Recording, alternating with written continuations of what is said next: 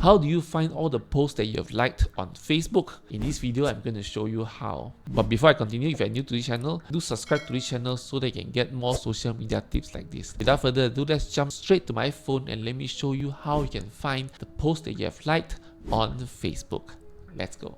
Open up your Facebook app, click on the top left, which is the three lines burger icon. You scroll all the way down, click on settings and privacy, and then you click on settings. Then you can scroll all the way down, and then you can see here your activity. Click on activity log. Then you can see your Facebook activity. Just click on that. You can see here comments and reaction. Click on that, and then you can see likes and reaction. And boom, you can see all the likes that you have liked inside Facebook. So you can even filter it.